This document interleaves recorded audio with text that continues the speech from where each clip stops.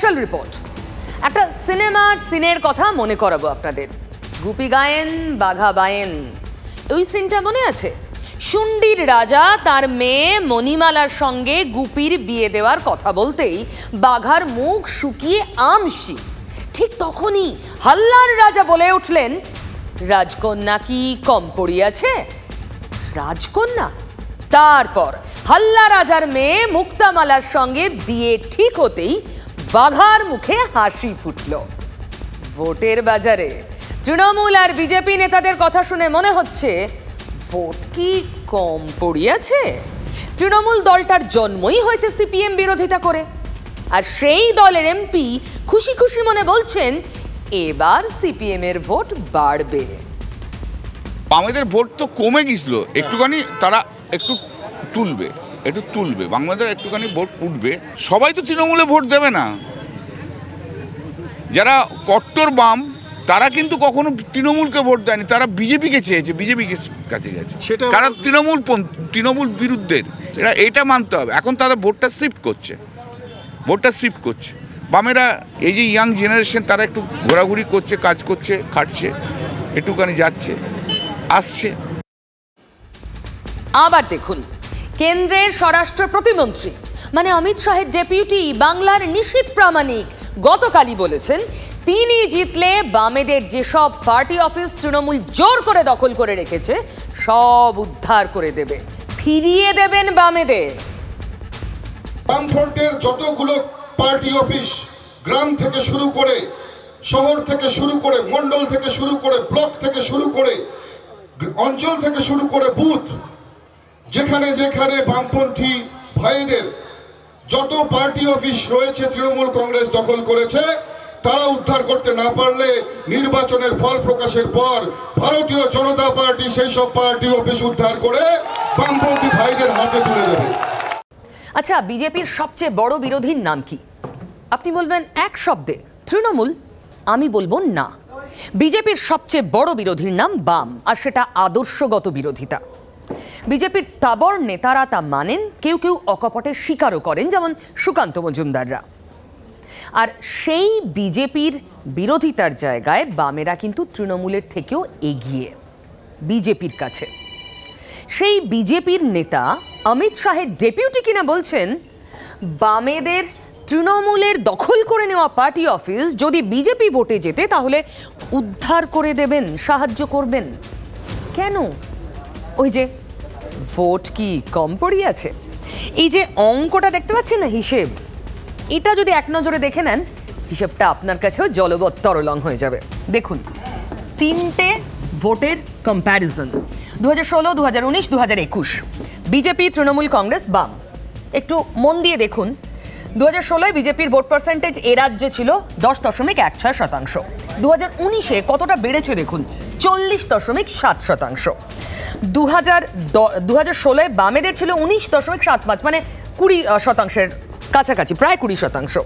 সেটাই 2019-এ ক্ষয়ে হলো 6.33, মানে 6.5। এই পুরোটা শিফট করলো এখানে, অনেকেই তাই মনে করেন। আবার কংগ্রেসও ক্ষইল। কংগ্রেস 2016-তে ছিল 12.25, সেটা হয়ে গেল 5.67। এটাও চলে গেল এখানে। বিজেপির 10 থেকে হয়ে গেল 40%। এবার আপনি যদি দেখেন 2016-এ বিজেপি ছিল 10.16, মানে 10%। 2021-এ 2019-এর থেকে একটু কমলো, কিন্তু তাও অনেক বেশি, 38%-এর ওপরে বিজেপির ভোট। এবার তৃণমূলের কথায় আসি। 2016-এ তৃণমূল ছিল প্রায় 45% ভোটে। 2019-এ সেটা খানিকটা কমে হলো 2%-এর মতো, 43। সেটাই আবার 5% বেড়ে গেল 2021-এ গিয়ে তৃণমূলের। মানে তৃণমূলের কিন্তু কাছাকাছি ভোট পার্সেন্টেজ। আপনি বামেদের হিসেবটা 2016 আর 2019-এ দেখলেন, কংগ্রেসেরও 2016, 2019 দেখলেন। কংগ্রেস আর বাম দুজনেই আরও ক্ষইল 2021-এ গিয়ে।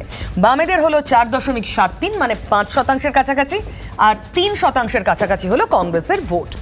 এই পুরো ভোটগুলোই কিছুটা, খুব সামান্য হলেও তৃণমূলে গেছে, বেশিটাই গেছে বিজেপিতে। এবার ভোট কম পড়েছে কেন বলছি, এই জায়গাটা খেয়াল করুন। 2019 মানে গত লোকসভা নির্বাচন, বিজেপির প্রাপ্ত শতাংশ, ভোটের শতাংশ 40.7, মানে 40%। তৃণমূলের হচ্ছে সেটা 43.3, মানে 43%। তফাৎ কত? গত লোকসভায় বিজেপি আর তৃণমূলের ভোট শতাংশের তফাৎ মাত্র 3%। আবার বলছি, 3% তফাৎ, খুব বেশি নয়। বিজেপির টার্গেট এই 3% থেকে 3%টা মেরামত করে নেওয়া, মানে 3 যদি 2-2.5 বাড়ে আর তৃণমূলের যদি একটু কমে, তাহলেই তো বাজিমাত করা সম্ভব হবে। এই 3% গ্যাপটা কমবে কিভাবে? এই 3% গ্যাপটা কমার উপায় হচ্ছে এইখান থেকে আরও একটু ভোট এদিকে যাওয়া, এখান থেকে আরও একটু ভোট এদিকে যাওয়া, মানে বিজেপির দিকে যাওয়া। তাহলেই তো সিম্পল, এই 3% গ্যাপটা খুব সহজে কমিয়ে দেওয়া যায়। এই 3% টার্গেট রেখেই এগোচ্ছে বিজেপি। তাই অমিত শাহের ডেপুটি বারবার বলছেন, তার আগে রাজ্যের বিরোধী দলনেতা বারবার বলে গেছেন, বামেরা আসুক, সমস্ত আদর্শগত বিরোধিতা সরিয়ে রেখে দরকার হলে বিজেপির সঙ্গে আসতে হবে না। শুভেন্দুবাবু এমনও বলেছেন, আলাদা মঞ্চ তৈরি করুন, তৃণমূলের বিরুদ্ধে যান। তাই শুভেন্দু অধিকারী থেকে নিশীথ প্রামাণিক সবাই বামেদের ডাক দিচ্ছেন। ওই যে ভোট কম পড়িয়াছে 3%। কংগ্রেসদের বলবো, আপনারা বিজেপিকে ভোট দিন, কারণ আপনাদের নেতা সীতারাম ইয়েচুরি পাটনাতে বসে মমতা ব্যানার্জির সঙ্গে ফিশ ফ্রাই আর বিরিয়ানি খেয়ে ফেলেছে। আপনাদেরকে ভোট দেওয়া মানে সেই চোর তৃণমূলকে ভোট দেওয়া। পশ্চিমবঙ্গের তৃণমূলের বি টিম হচ্ছে সিপিএম এবং কংগ্রেস। আমাদেরই তো এটা বক্তব্য যে কংগ্রেস সিপিএম কে একটা ভোট দেওয়া মানে তৃণমূল কংগ্রেসকে 2টো ভোট দেওয়া। আমরা সিপিএম কংগ্রেসের ছোট ছোট ভাই বন্ধু সমর্থক যে কজন আছেন, বৃদ্ধ মানুষজনকে বলছি, ওরে বাবা, ভোটটা বাচ্চাদের চকলেট নয়, সত্যনারায়ণের প্রসাদ নয় যে সকলের মধ্যে একটু একটু করে বিতরণ করতে হবে। সংঘবদ্ধভাবে ভোট দিন, নির্দিষ্ট লক্ষ্যে ভোট দিন, স্থায়ী সরকার করতে ভোট দিন, তৃণমূলকে বাবুঘাটে বিসর্জনের লক্ষ্যে ফিরহাদ হাকিমের উপস্থিতিতে ভোট দিন। অঙ্কটা সিম্পল, দেখতেই পেলেন। সেই জন্যই সিপিএম এর ভোট বাড়লে কল্যাণ ব্যানার্জিরা খুশি হন। বিজেপির স্পষ্ট হিসেব, তৃণমূলের মূল ভিত্তি কি? মুসলিম ভোট, তার কিছুটা হলেও সরবে। বামেদের হাতে থাকা প্রায় 5% ভোটের 2 থেকে 2.5% এলেই কেল্লাফতে। তাই গত 5 বছর কেন্দ্রীয় স্বরাষ্ট্র প্রতিমন্ত্রী থাকলেও দখল হয়ে যাওয়া সিপিএম এর অফিস নিশীথ প্রামাণিক ফেরাননি কেন? বা যখন সিপিএম এর অফিস দখল হয়েছিল তখন তৃণমূলেই ছিলেন নিশীথ প্রামাণিক, অর্জুন সিংরা, কিছু বলেননি কেন? প্লিজ এসব অপ্রিয় প্রশ্ন তুলবেন না, শুনুন, শুনে যান নেতাদের কথা। ওরা বলবেন, কোনো প্রশ্ন না করে পাবলিক শুধু শুনবে, শুনে যাবে। এটাই তো ভোটের অঙ্ক। বামফ্রন্টের যতগুলো পার্টি অফিস তৃণমূল কংগ্রেস দখল করেছে, ভারতীয় জনতা পার্টি সেই সব পার্টি অফিস উদ্ধার করে বামপন্থী ভাইদের হাতে তুলে দেবে। ঠিকই তো, কারো পার্টি অফিস কেউ কেন দখল করবে? এটা তো তৃণমূল কংগ্রেস এটা কালচার বানিয়ে নিয়েছে কি তোমাকে মানতে হবে আমার কথা, না মানলে পুলিশ আর গুন্ডা দিয়ে তোমাকে হ্যারাস করা হবে। ভারতীয় জনতা পার্টি সেই সব পার্টি অফিস উদ্ধার করে বামপন্থী ভাইদের হাতে তুলে দেবে। নিশীথ প্রামাণিক তার কথা কি মূল্য আছে আমি জানি না। কোচবিহারে আমাদের বহু পার্টি অফিস বন্ধ করা হয়েছিল, আক্রান্ত হয়েছিল আমাদের মানুষেরা, এবং সেটা যখন করা হয়েছিল তৃণমূলের পক্ষ থেকে, তখন তৃণমূলের এক নেতার নাম যদি উদয়ন গুহ হয় কিংবা রবি ঘোষ হয়, তাহলে তৃণমূলের আরেক নেতার নাম তখন তো নিশীথ প্রামাণিক। ভারতীয় জনতা পার্টি সেই সব পার্টি অফিস উদ্ধার করে বামপন্থী ভাইদের হাতে তুলে দেবে। গণতন্ত্র তো এটাই উচিত, কেন সিপিএম এর পার্টি অফিস দখল করে রেখেছে তৃণমূল, সেটা আপনারা খোঁজ করুন। এটা তো করার কথা নয়, কেন দখল করে রাখবে? আমাদের যত বিরোধী হোক না কেন যে কেউ, তাদেরও রাজনৈতিক কর্মকাণ্ড করার অধিকার আছে, তো কোনো অসুবিধা নেই। উনি যদি এই প্রস্তাব দিয়ে থাকেন বা এই আশ্বাসন দিয়ে থাকেন, ভালো কথা, এতে গণতান্ত্রিক পরিবেশ ভালো হবে। কোচবিহারে আমাদের বহু পার্টি অফিস বন্ধ করা হয়েছিল, তখন তৃণমূলের এক নেতার নাম যদি উদয়ন গুহ হয় কিংবা রবি ঘোষ হয়, তাহলে তৃণমূলের আরেক নেতার নাম তখন তো নিশীথ প্রামাণিক। ভারতীয় জনতা পার্টি সেই সব পার্টি অফিস উদ্ধার করে বামপন্থী ভাইদের হাতে তুলে দেবে। বিজেপি নিজেকে সামলাতে পারছে না, বামপন্থ কংগ্রেসকে কি সামলাবে? বিজেপিকে নিজেকে সামলাক তাহলেই হবে। চাচা আপন যান বাঁচা। এটা কি অন্যায় কাজ? বিজেপির পার্টি অফিস, সিপিএমের পার্টি অফিস দখল করে টিএমসি ঝান্ডা উঠছে। সব ছেড়ে দেওয়া উচিত, তোমরা ছাড়িয়ে দেওয়া উচিত। এই দখলদারি রাজনীতি বন্ধ করা উচিত। একটা সময় শুনেছিলাম আগে রাম পরে বাম, সেটা হচ্ছে কি বলতে পারবো না। তারপরেও বলবো নীতিশবাবু নিজেরটা নিয়ে ভাবুক, বামপন্থীরা তাদের পার্টি অফিস তারা আশা করছি তারা যদি সঠিকভাবে চলে তাদের পার্টি অফিস তাদের খোলার মতো সমর্থ একদিন হয়ে যেতে পারে, কিন্তু নিশীথবাবুকে অত দয়া করতে হবে না। আমাদের ভোট তো কমে গেছিল, একটুখানি তারা একটু তুলবে বাংলাদেশ, একটুখানি ভোট উঠবে। সবাই তো তৃণমূলে ভোট দেবে না। যারা কট্টর বাম তারা কিন্তু কখনো তৃণমূলকে ভোট দেয়নি, তারা বিজেপিকে চেয়েছে, বিজেপির কাছে গেছে। কারণ তৃণমূল বিরুদ্ধের এটা মানতে হবে। এখন তারা ভোটটা শিফট করছে। বামেরা এই যে ইয়াং জেনারেশন তারা একটু ঘোরাঘুরি করছে, কাজ করছে, খাটছে, একটুখানি যাচ্ছে আসছে। নিচের তলার কমরেড বন্ধুদের কাছে বলবো, তৃণমূলের কাছে মার খেয়েছেন, আমাদের সঙ্গে চলে আসুন, নো ভোট টু মমতা করুন যদি বাংলাকে প্রকৃতপক্ষে বাঁচাতে চান। নিশীথ প্রামাণিক, শুভেন্দু অধিকারীরা ব্যস্ত সিপিএম এর ভোট নিজেদের দিকে টানতে, আর দিলীপ ঘোষ তিনি ব্যস্ত নিজের ঢাক নিজে পেটাতে। মেদিনীপুর থেকে লড়তে চেয়েছিলেন, হয়নি, লড়তে হচ্ছে বর্ধমান দুর্গাপুরের নতুন মাঠে। আর সেই মাঠে নেমেই ফাউল করে কমিশনের হলুদ কার্ড দেখে ফেলেছেন। এবার বললেন তৃণমূলের সঙ্গে লড়েছেন একা দিলীপ ঘোষ। তৃণমূলের বিরুদ্ধে তো আমি লড়াই করেছি, আর কে পশ্চিমবাংলা লড়াই করেছে? সিপিএম কংগ্রেস ছিল, এখন সেটিং বলছে, চিরদিন সেটিং করেছে, তাই দোকান উঠে গেল। দিলীপ ঘোষ লড়াই করেছে বলে যাদের দেখছেন এরা সব বিজেপি ছিল না, এরা টিএমসিকে হারাতে দিলীপ ঘোষের সঙ্গে এসছে। আজ আমাদের লক্ষ লক্ষ কর্মী দেখেন, তারা সিপিএম করেছেন, কংগ্রেস করেছেন, মার খেয়ে দুর্নীতি দেখে বিজেপি ঝান্ডার তলায় এসছেন এখানে পরিবর্তনের জন্য। তাদের সঙ্গে নিয়ে আমরা কাজ করে পরিবর্তন করব। খেয়াল করলেন দিলীপ ঘোষের কথাটা? তৃণমূলের সঙ্গে লড়েছেন দিলীপ ঘোষ, তাই অনেকে তৃণমূলকে হারাতে দিলীপ ঘোষের সঙ্গে এসেছেন। না, বিজেপি নয়, বারবার শুধু দিলীপ ঘোষ।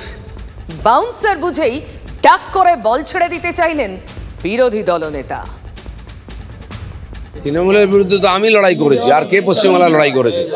দিলীপ ঘোষ লড়াই করেছে বলে যাদের দেখছেন এরা সব বিজেপি ছিল না, এরা টিএমসিকে হারাতে দিলীপ ঘোষের সঙ্গে এসছে। আমাদের সিনিয়র লিডার, তার কথার উত্তর আমাকে ওইভাবে দিতে হবে কেন? আমরা ঝগড়া লাগানোর চেষ্টা করছেন, ওসব হবে না। সবাই মোদি বাহিনী নিচ্ছে না। যখন দিলীপ দা রাজ্য সভাপতি ছিলেন তার নেতৃত্বে গোটা বিজেপি লড়াই করেছে, তখন তো সত্যিই সিপিএম আর কংগ্রেস তো ময়দান ছেড়ে দিয়েছিল। তারা প্রধান বিরোধী দল ছিল, এলওপি ছিল তাদের, কিন্তু তারা লড়াই করেনি। উল্টে বিজেপির বিধায়ক ছিল না, বিজেপি লড়াই করেছে। এটা কি দিলীপদের অভিমানের সুর? না, আমি মন্তব্যই করবো না, কেন করবো? পিসি ভাইপোর বিরুদ্ধে লড়াই। দিলীপ ঘোষ বললেন তৃণমূলের সঙ্গে সেটিং করে চলেছে বাম আর কংগ্রেস। শুনে বাম, কংগ্রেস, তৃণমূল নেতাদের উত্তর মোটামুটি এক। দলে কোণঠাসা হয়ে মানসিক ভারসাম্য হারিয়েছেন দিলীপ ঘোষ। মানে সেই বাম, কংগ্রেস, তৃণমূলের সেটিং। তৃণমূলের বিরুদ্ধে তো আমি লড়াই করেছি, আর কে পশ্চিমবাংলা লড়াই করেছে? সিপিএম কংগ্রেস ছিল, এখন সেটিং বলছে, চিরদিন সেটিং করেছে, তাই দোকান উঠে গেল। দিলীপ ঘোষ, আপনি মেদিনীপুরে দাঁড়াতে পারেননি, আপনার খুব দুঃখ হয়েছে, আপনি দুর্গাপুরে দাঁড়িয়েছেন, আপনি দুর্গাপুরে দাঁড়ান, কিন্তু ফালতু কথা কম বলুন। তৃণমূলের বিরুদ্ধে লড়াই করেছে সিপিএমটা, লড়াই করেছে বিজেপি। তৃণমূলের মদতে, তৃণমূলের হিম্মতে বিজেপি জন্মেছে। তৃণমূলের বিরুদ্ধে তো আমি লড়াই করেছি, আর কে পশ্চিমবাংলা লড়াই করেছে? সিপিএম কংগ্রেস ছিল, এখন সেটিং বলছে, চিরদিন সেটিং করেছে, তাই দোকান উঠে গেল। খেউর বকা লোক কোথায়, খেউর বকে কি উত্তর দিব বলুন? পার্টির লোক তাকে আর ভরসা রাখে না, এক জায়গা থেকে আরেক জায়গায় ঠেলে দিচ্ছে, বোঝা হটাচ্ছে। তালজ্ঞান পর্যন্ত ওনার নেই, ওনার না গা চিড়বিড় চিড়বিড় চিড়বিড় করছে সুকান্ত আর শুভেন্দুর নাম মনে পড়লে। ভাবতে পারেন কত কষ্ট। 5 বছর লোকটা ছিল, তাকে ধরে তুলে বেইজ্জত করে অন্য কেন্দ্রে পাঠিয়ে দিয়েছে। ওর গা হাত পা জ্বলছে দিলীপ বাবুর। মোহাম্মদ সেলিম সিপিএম এর রাজ্য সম্পাদক। এর আগে সিপিএম এর কোনো রাজ্য সম্পাদক লোকসভা ভোটে প্রার্থী হননি, সেলিম হলেন। এবার প্রার্থী হলেন অধীর চৌধুরীর জেলার মুর্শিদাবাদ কেন্দ্রে। 7 মে তৃতীয় দফায় ভোট মুর্শিদাবাদে। 1 মাস 5 দিন আগেই ভোটের রেজাল্ট বলে দিলেন অধীর চৌধুরী। মোহাম্মদ সেলিম প্রার্থী হয়েছেন, অনেকে এটা নিয়ে সমালোচনা করেনি। কারা করে যায় না, মোহাম্মদ সেলিম জিতে বসে আছেন মোহাম্মদ সেলিম। উনি জিতবেন কি? মোহাম্মদ সেলিমের উকিলাতি করছেন, নিজেরই ঠিকানা নেই। তিনি নিজের বহরমপুর দেখুন, উনি জিতলে অনেক হবে, কংগ্রেস তো 0 হয়ে যাবে না পশ্চিমবাংলায়। আমার তো মনে হচ্ছে অজিত দাও জিতবেন না, মোহাম্মদ সেলিমও জিতবেন না, দুজনেরই বিপদ আছে এবার। যেটা অধীর চৌধুরী যেমন জিতবে, সেলিম যেমন জিতবে, এইরকমই পরপর অন্তত 7-8টা নাম বলে যেতে পারি। সবাই জানে দমদম আমরা জিতবো। অধীরের বাড়ানো থ্রু ধরে সুজন চক্রবর্তী বলে দিলেন বাম কংগ্রেস জোট 7-8টা আসনে জিতবে। এবার দমদমেও নাকি জিতবেন সুজন বাবু, মানে তিনি নিজে। কল্যাণ ব্যানার্জি, আবু তাহের, শান্তনু সেন, শুভেন্দু অধিকারীরা কি বলছেন এসব শুনে?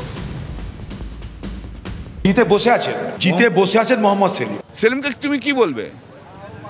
পরিযায়ী সিপিএম এর প্রার্থী, উত্তর কলকাতা হারলো, চলে গেল রায়গঞ্জ, রায়গঞ্জে একবার জিতলো, রায়গঞ্জে আবার হারলো, চলে এলো চণ্ডীতলা বিধানসভা, চণ্ডীতলা বিধানসভায় জামানত বাজেয়াপ্ত হলো, চলে গেল মুর্শিদাবাদ। তো এই সব নেতাদের দেখে মানুষের সিপিএম এর যারা আছে তাদের কি ভক্তি থাকবে? নিজেদের স্বার্থে অধীর চৌধুরী আর মোহাম্মদ সেলিম তারা জোট বেঁধেছেন। আর মোহাম্মদ সেলিম উনি হচ্ছেন পরিব্রাজক, পরাজিত। উনি হচ্ছেন সিপিএম এর রাহুল সিনহা, ঘুরে ঘুরে হারেন। তো ওই জন্য ওকে নিয়ে গিয়ে ওইখানে দাঁড় করিয়েছে। মুখে বলে মোহাম্মদ সেলিম, আর বেছে বেছে কেন্দ্র ধরে দাঁড়ায়। আমি আর বিস্তারিত বলছি না। মোহাম্মদ সেলিম মুর্শিদাবাদে কেন দাঁড়াবে? তার বাড়ি তো উত্তর কলকাতা। সে যদি সত্যিকারে চ্যালেঞ্জ নিতে চায়, ডায়মন্ড হারবারে লড়লো না কেন? দক্ষিণ কলকাতায় লড়লো না কেন? মমতা ব্যানার্জি যেখানে থাকেন। মুর্শিদাবাদে কেন যেতে হলো? 70% সংখ্যালঘু বাস করেন বলে। তা সাম্প্রদায়িকতাটা বিজেপি করে না, সাম্প্রদায়িকতাটা এই সিপিএমরাই করে, আর মমতা করে তোষণের রাজনীতি। সেলিম চাইছেন পার্টি উঠে যাক, উঠে তুলে দিয়েছেন, কিন্তু আমি 4টি ভোট কোথা থেকে নিতে হবে তিনি বলছেন, ও অধীর তুমি আমায় দেখো, আমি তোমায় দেখছি। এরা হাত ধরাধরি করে দুই জগাই মাধাই, দু ভাই দুপাশে দাঁড়িয়েছে। জিতে বসে আছেন মোহাম্মদ সেলিম। অধীর চৌধুরী যদি সিপিএম এর প্রেমে পড়ে থাকে তাহলে উনাকে আবার গোল করে দেবে। আমার কাউকে জ্ঞান দিতে হবে না, কাউরির জ্ঞানের তোয়াক্কা আমি করি না। মুর্শিদাবাদ কেন্দ্রের প্রার্থী দিয়েছে নওশাদ সিদ্দিকীর আইএসএফও। প্রচার শুরু হয়ে গেছে, কিন্তু আইএসএফ এর চেয়ারম্যান দলের একমাত্র এমএলএর কথায় বোঝাপড়ার সুর। অধীর চৌধুরী মহাশয় নিজের সিটটাকে কনফার্ম করানোর জন্য, সিপিএম বা লেফটের ভোটটাকে নিজের দিকে টার্ন করানোর জন্য কথা বলছেন। দিনের শেষে কংগ্রেস সিপিএমকে ভোট দেবে তো, এই প্রশ্নটা কিন্তু আমার নয়, কংগ্রেসের কর্মীদের মধ্যেও আছে, লেফটের কর্মীদের মধ্যেও আছে। যেটা বলছে সেটা ছিল এক সময়, সে ফেজ এখন আর নেই। দিন পাল্টায়, সময় পাল্টায়, ভাবনা পাল্টায়। ওখানে আমরাও প্রার্থী দিয়েছি, আমাদের হয়ে লড়াই করছি, যেমন সাথে সাথে আরও যার 5টা আছে অবিজেপি, তৃণমূল যারা শক্তিশালী আছে, তাদের হয়ে প্রয়োজন আমরা কথা বলবো, ক্যাম্পেইন করে দেবো। এতদিন ধরে বাংলার যে কথা, সেটা ঠিকমতো গত কয়েক বছর ঠিকমতো হয়নি উচ্চারিত। মানুষের কথা মন দিয়ে শুনবো, ধৈর্য ধরে শুনবো, তাদের হৃদস্পন্দনকে আমি, অনুভূতিটাকে আমি গ্রহণ করব, এবং সংসদে দাঁড়িয়ে যদি মানুষ সুযোগ দেন সেটাকে প্রতিফলিত করব। চলুন মুর্শিদাবাদ থেকে সোজা সন্দেশখালি যাই। আজ নাম করে শওকতকে হুঁশিয়ারি দিয়েছেন শুভেন্দু অধিকারী। ক্যানিং পশ্চিমের বিধায়ক পরেশরাম দাসকেও হুঁশিয়ারি দিয়েছেন। সময় একই রকম চলবে এমন ভাববেন না। যুক্তি দিতে রেজ্জাক মোল্লা, কান্তি গাঙ্গুলিদের কথাও টেনেছেন। ওদের নামে একসময় বাঘে গরুতে জল খেত, আর এখন দেখেছেন ওদের অবস্থা আরো খারাপ হবে। শওকতকে শাসাতে রেজ্জাকের কথা শুভেন্দুকে বলতে হলো। ক্যানিং পূর্বের বিধায়ক জানেন। আর শেখ শাহজাহান, শওকতের মতো শেখ শাহজাহানও তো বাম থেকে তৃণমূলে এসেছেন। বলেছেন নরেন্দ্র মোদী ছাড়া কেউ এদের সোজা করতে পারবে না। বিরোধী দলনেতা বলেছেন শাহজাহান বুঝছে মামলায়। শাহজাহানকেই ইডি আষ্টে পৃষ্ঠে মামলায় বেঁধে ফেলছে। তার মধ্যেই রেখা পাত্রর অভিযোগও রয়েছে। সন্দেশখালীর প্রতিবাদী মুখ, যিনি বসিরহাটে বিজেপির প্রার্থী। বিজেপির রেখায় কি শাসকের কপালের ভাঁজ রেখা আরো চওড়া হচ্ছে? সন্দেশখালীর শাহজাহানেই যে বিজেপি বাংলায় কিস্তিমাত করতে চাইছে তা তো আর বলার অপেক্ষা রাখে না। দেখুন, গেরুয়া শিবিরের আর একটা তুড়ি প্রেস্টিজ ফাইট কৃষ্ণনগরে, মহুয়া মৈত্রের কেন্দ্র। নরেন্দ্র মোদী প্রচারের একদম প্রথম পর্বে বুঝিয়ে দিয়েছেন কতটা গুরুত্বপূর্ণ এই কেন্দ্র। বিজেপির প্রার্থীকে তিনি নিজে ফোন করেছেন। সেই মহুয়ার বিরুদ্ধেও নতুন করে মামলা করল ইডি আর্থিক তছরূপের অভিযোগে। ডেকে পাঠানো হলো আবার মহুয়া মৈত্রকে। কি বলছেন মহুয়া নিজে, শুনুন। যে আজকে আমাদের যেরকম মহিলা সংগঠন আছে, ছাত্র সংগঠন আছে, যুব সংগঠন আছে, বিজেপির সিবিআই, ইডি, এনআইএ আছে। আজকেও তো ইডি আপনার বিরুদ্ধে একটা কেস তো রোজ করে, ওদের তো ভাত হজম হয় না। আজকে আমি তো বললাম তো, ওদের তো আমরা যেরকম রোজ সকালে উঠে পুজো করি, রোজ সকালে উঠে কেস ফাইল করে, যে আমার কিছু বিন্দু মাত্র যায় আসে না। তৃণমূল বলছে রাজনীতির প্রতিহিংসা। ভোটের মুখে আজই তো আবার জামিন পেলেন আপ নেতা সঞ্জয় সিং। 6 মাস পর সুপ্রিম কোর্ট জামিন দিল। যে আবগারি মামলায় ইডি কেজরিকেও গ্রেফতার করেছে। দিল্লির মুখ্যমন্ত্রী অরবিন্দ কেজরিওয়াল এখন তিহাড়ে রয়েছেন। সুপ্রিম কোর্টের নির্দেশে বিরোধী শিবির কি অক্সিজেন পেল? সুপ্রিম কোর্টও ইডিকে যেটা জিজ্ঞাসা করেছে যে ওনার কাছ থেকে তো কোনো কিছু টাকা বা ইত্যাদি রিকভারি হয়নি, তাহলে এতদিন আটকে রাখার কি মানে আছে? আমরা মনে করছি যে এগুলো ভোটের আগে প্রতিহিংসা পরায়ণ আচরণ চলছিল, সেগুলোই আস্তে আস্তে আস্তে আস্তে এক একটা পদক্ষেপ উন্মোচিত হয়ে যাচ্ছে, তাদের মুখোশগুলো খুলে যাচ্ছে। ছোটকাটা আবার আগামীকাল রাত 8টায়।